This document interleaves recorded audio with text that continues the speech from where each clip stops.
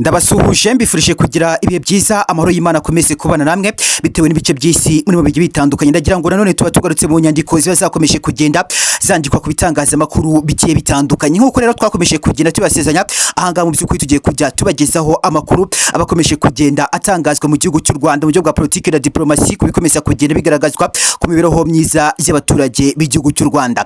Ngarukanye inkuru mu by'ukuri igiye kuba yakibanda ku bwisungane mu kwivuza cyangwa se mu by'ukuri mituweli, ariko ndagira ngo mbere na mbere mbashe kuba nakugezaho umushyikirano w'inama y'Abaminisitiri waje kuba waterana ku itariki 14 z'ukwezi kwa gatatu 2026. N'amakuru meza cyane, n'amakuru aryohereye cyane kubera ko mu by'ukuri ibyakomeje kugenda buvugirwa mu mushyikirano w'inama y'Abaminisitiri mu by'ukuri akomeje kugenda bigaragara ko hagiye kuba hagaragazwa impinduka mu gihugu cy'u Rwanda. Ni inama y'Abaminisitiri yateranye muri village Urugwiro mu biro bya Perezida Paul Kagame umukuru w'igihugu cy'u Rwanda. N'amakuru akomeje kugenda agaragazwamo n'inkuru zakomeje kugenda zivugirwamo, ubona ko mu by'ukuri abanyarwanda benshi bakomeje kugenda bagaragaza ko byanga byakunda u Rwanda rukomeje kugenda rwiteza imbere ndetse kandi rukanateza umunyarwanda imbere. Aka kanya sinige nyine ndi kumwe na RSSB nkuko byakomeje kugenda bigaragazwa our health our futures, kuko mu by'ukuri burya iyo ufite ubuzima buzima ufite ejo hazaza nkuko bikomeza kugenda byumvikana mu by'ukuri RSSB mu nsanganyamatsiko yakomeje kugenda itubwira tugomba kuba twakoresha our health ubuzima bwacu ndetse our futures ni nabwo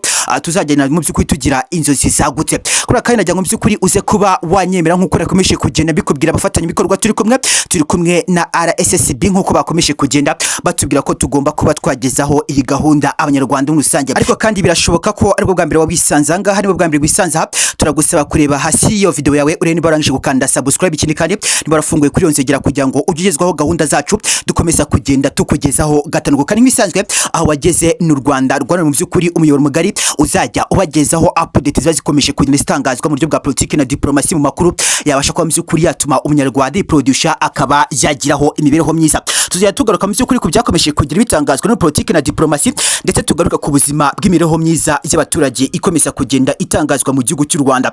Ndagira ngo sindi kumwe ngenyine cyangwa se mu by'ukuri sindi ngenyine, ndi kumwe n'abafatanya bikorwa bagiye batandukanye RSSB nkuko bikomeza kugenda bigaragazwa our health ndetse our futures, ndetse iyo ufite ubuzima buzima ufite mu by'ukuri n'ejo hazaza heza nkuko RSSB yakomeje kugenda ibitugaragariza itubwira mu by'ukuri our health our futures, kubera ko mu by'ukuri byakomeje kugenda bigaragazwa byanga byakunda umunyarwanda agomba kuba yagira ubuzima buzira indwara, kuko burya mu by'ukuri iyo ufite ubuzima buzira indwara uba wakora n'ibindi bikorwa bigiye bitandukanye bikaba byakunda. Reka nere kuba nakizinda mu magambo cyane kubera ko mu by'ukuri ibyakomeje kugenda bigaragazwa nkomeza kugenda ngaragaza insanganyamatsiko yatuma buri munyarwanda wese aho ava kagira yakiteza imbere mu by'ukuri buri munsi nkora mbivuga nkavuga uti banyarwandakazi muhaguruke mu by'ukuri stand up mubashe kuba mu by'ukuri mwashyira itafari ku gihugu cyacu cy'u Rwanda, kubera ko u Rwanda ni kimwe mu gihugu gishaka kuba cyakubaka iterambere kikubaka mu by'ukuri inkuta zikomeye cyane, ariko kandi ni igihugu ubona ko gifite umuhate ndetse n'ubushake bwo kuba cyafatikanya n'abaturage kiyoboye. Ugasanga ibi ngibi biraza kuba byahereza abanyarwanda benshi mu by'ukuri opportunity zo kuba baprofita. Ese u Rwanda ko rufite amahoro turaza kuba twakoresha u Rwanda rwacu gute? Ese u Rwanda ko rwemera mu by'ukuri ko rwatanga inyunganizi ku ruhari rw'abaturage? Ugasanga ibigi mu by'ukuri abaturage bamwe barakomeza kugenda babikeresha nkuko nkomeza kugira mbibwira mu by'ukuri mu ijambo rimwe gusa, unity and patriotism, gukunda umurimo ndetse no gukunda igihugu ni ijambo buri munsi mpora ngoresha mu biganiro byanjye mbabwira ngo unity and patriotism, gukunda igihugu ndetse no kuba wakunda umurimo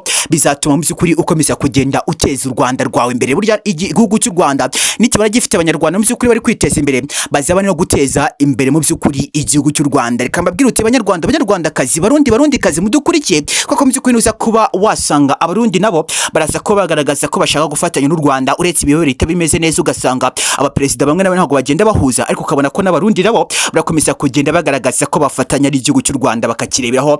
Mbabwira ngo mu by'ukuri unity and patriotism, gukunda igihugu ndetse no kugikorera. Birashoboka ko waba uri umunyarwanda wakunda igihugu kanagikorera, donc iyo wakunze umurimo uba wakunze n'igihugu buri kuwukoramo. Iyo wakunze mu by'ukuri umurimo n'igihugu ukoramo biba bimeze byereka ngwira n'abarundi uti unity and patriotism, gukunda igihugu ndetse no gukunda umurimo. Kunda igihugu cyawe ukunda umurimo, biryo mu by'ukuri uzaba urimo kuba wateza igihugu cyawe cyawe imbere.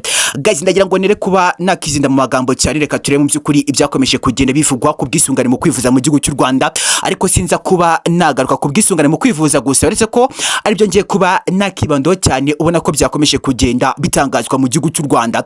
Ndaza kuba nagaruka kuri politike na diplomasi, ndagira ngo nk'ubwo ngubwo kandi nkuko nakomeje kugenda mbibabwira, ni inama y'abaminisitiri yateranye muri village urugwiro mu biro bikuru bya Perezida Paul Kagame umukuru w'igihugu cy'u Rwanda. Ndagira ngo mu by'ukuri muri kwabona abagabo babiri basa nkaho barimo kuba basuhuzanya baturutse muri Afurika y'Epfo, baje kuba mu by'ukuri bakongera kugira imikoranire n'igihugu cy'u Rwanda, kuko igihugu cy'u Rwanda cyakomeje kugenda kigaragaza mu by'ukuri ko ari very clean country, kubera ko mu by'ukuri bakomeje kugenda bakora ibikorwa by'indakirwa kugeza kuri aka kanya. Ndagira ngo muraza kunyemera dore ku bwisungane mu kwivuza nk'uko byakomeje kugenda bigaragazwa, nakomeje kugenda bikomoza mu biganiro byacu, ariko kandi nkaba nakoze ikosa rikomeye cyane. Ni ikosa mu by'ukuri ndi gusaba bamwe mu members bacu imbabazi, ntabwo nigeze mbibwira cyangwa se mu by'ukuri mbabwire nge tugiye kujya tubana. Nitwa Gote nyita Mr John Fero, nanjye nkwite wowe, ubundi mu by'ukuri dutumike turye tubabwira mu by'ukuri biba bikomeza kugenda bigaragazwa mu myidagaduro, muri politike na diplomasi ndetse n'ubuzima bw'umunyarwanda. Umunyarwanda nk'uko nkomeza kugenda bigaragaza unity and patriotism, gukunda igihugu ndetse n'umurimo. Kandi ikindi munababwira abanyarwandakazi, nimukorere igihugu cyanyu nta gihombo kirimo, buryo muri guteza u Rwanda imbere, muri kwiteza imbere. Bireka tubisimbuke ubundi garuka mu by'ukuri n'andi makuru abakomeje kugenda atangazwa kugeza kuri aka kanya. Ndagira ngo n'ubundi mwakomeje kugira ngo mu by'ukuri amakuru akomeje kugenda atangazwa mu Rwanda, murakomeza kugenda mubona ibintu bikomeza kugenda bivugwa, murakomeza kugenda mubona mu by'ukuri mu Rwanda nta yindi nkuru ikomeje kugenda yandikwa, ni inkuru ikomeza kugenda igaruka ku bwisungane mu kwivuza mu gihugu cy'u Rwanda.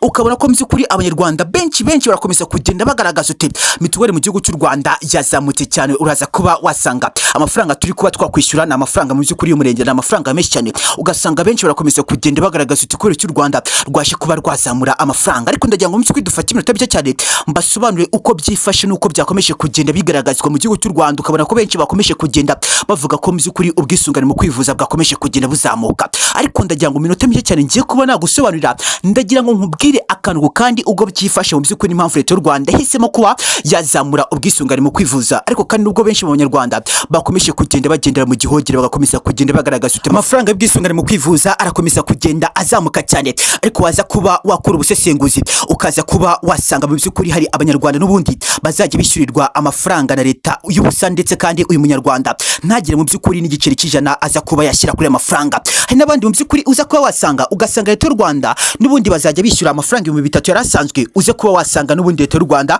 andi mafaranga niyo izajya iyashyiraho. Icyo ngusaba mu by'ukuri wowe usabwa kuba wakumva uko byifashe kuri aka kanya nk'uko byakomeje kugera bigaragazwa. Ariko mbere na mbere kugira ngo tubisobanukirwe neza, ndaza kuba nakugezaho ibiciro bya mituweli ku isoko ry'umurimo cyangwa se ku bwisungane mu kwivuza. Ndatinze reka mbashe ko mu by'ukuri nakubwira uko byifashe ku bwisungane mu kwivuza no mu gihugu cy'u Rwanda nk'uko byakomeje kugera bigaragazwa. Ibiciro byakomeje kugenda bitangazwa kugeza kuri akanya, ukabona ko byakomeje kugera byumvikana ko abanyarwanda batagomba kuba bagira ubwoba. Ndagira ngo nk'uko byakomeje kugenda bigaragazwa, yego koko amafaranga y'ubwisungane mu kwivuza hari ibyiciro bimwe na bimwe yakomeje kugenda azamuka, ariko ugasanga mu by'ukuri abantu bazajya bishyura amafaranga y'umurengera mu gihugu cy'u Rwanda ntabwo barenze abantu 100. Ugasanga ibyakomeje kugenda bigaragazwa byanga byakunda n'ubwoba buri hagati y'abaturage bakomeza kugenda bagaragaza ibibazo, bakomeza kugenda bagaragaza ko leta y'u Rwanda akomeje kugenda izamura amafaranga.